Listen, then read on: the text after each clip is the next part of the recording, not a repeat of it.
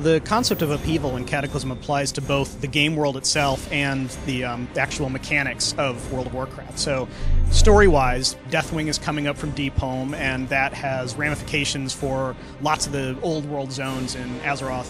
Zones like Thousand Needles have become flooded. There's new zones open. Uldum and Twilight Highlands have been exposed because of the kind of earthquakes and volcanoes and things that are going on. And we're carrying that theme through in a lot of the game systems as well. We're changing things like the UI. We're changing the ways a lot of player spells work. We're changing things like the way battlegrounds work and currency. So it'll feel like a pretty different game, but we're still trying to really hit the nostalgia for players that have been playing World of Warcraft for 5 or 6 years now. So players of all levels are going to notice Cataclysm feels very different. The zones have all changed. There's brand new quests in almost every zone, and certainly all the low-level zones have been 100% redone. And players will start to hit the Deathwing story and the Cataclysm story very early on. So, for example, they'll be venturing around in zones like Ashenvale and find that volcanoes have erupted and have caused some new quests to form. All the way through to events like in Westfall, players on the Alliance side will discover that a lot of Varian Wind's political decisions have had ramifications on his people, and so Westfall has kind of been taken over by hobos and transients, and a whole new quest chain unlocks there.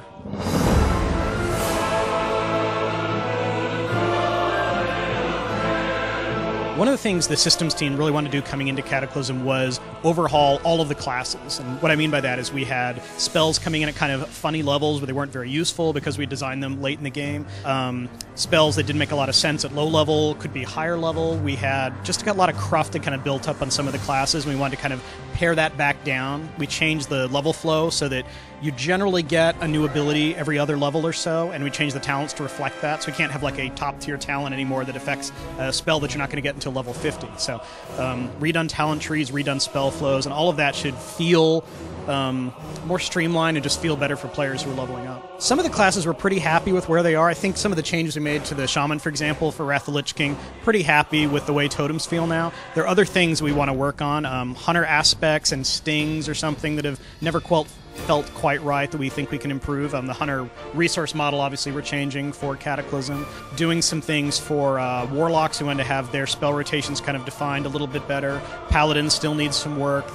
Both the Protection, Retribution, Paladin don't have enough kind of going on. We want to work on some of that stuff. Changing the rage mechanic for warriors to make it feel like a little more of a resource. You're not starved at low level and you're not infinite at high level.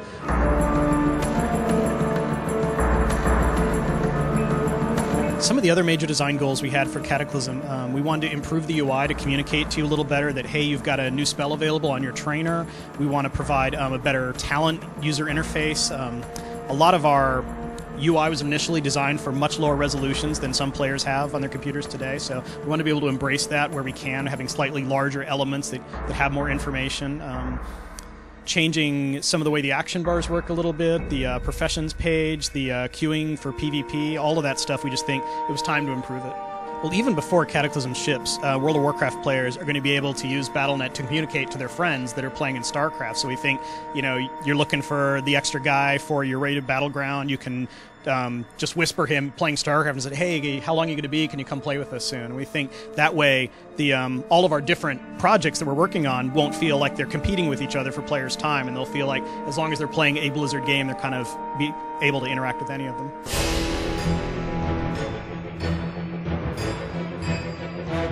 One of the big changes we're able to do now with storytelling is we've kind of taken phasing to the next level. In Wrath of the Lich King, we could phase NPCs and make them kind of appear after certain events had happened. We can do the entire thing with terrain now and even individual creatures. So we can actually phase a little mini boss fight that other players won't see or participate in, but the player undergoing a quest can see that.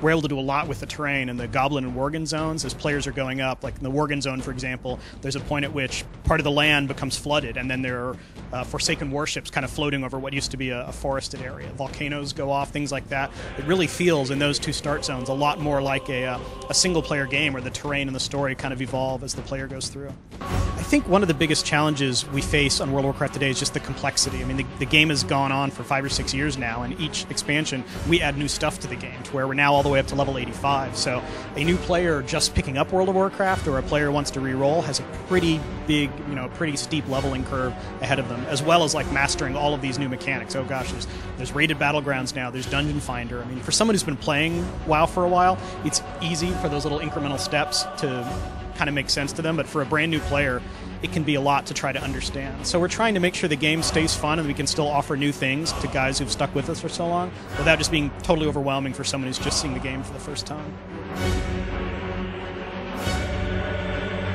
Alpha's been going great so far. We're really excited about it. We're really anxious to get into beta. Beta is a time when we really start to get a lot of feedback. On the class side, we just don't yet have the critical mass in Alpha to really kind of put the new talents through their paces and to point out areas that are not quite working as well as we want them to. So Alpha's great for us starting to figure out like some of the big things we have to fix before beta. I know some players who are impatient to get into the beta don't realize that they might be at a zone where they just can't advance, or their character is just stuck because a class spell isn't working, so they can't do anything else. Once we get all that kind of working to where it actually feels like a real game, then we'll get more people in the beta and be able to really start iterating on the feedback. This is a great time to come back to World of Warcraft. I think players are kind of underestimating how much the old world has really changed. When you go through a zone like Silverpine or Westfall or Redridge, it's dramatic how different things are. NPCs are gone, whole quest lines have changed. We've also fixed some of the strange issues where we had like really high-level creatures or overspawned regions. The whole thing just feels kind of like the Wrath of the Lich King style of making quests and zones applied back to the original World of Warcraft.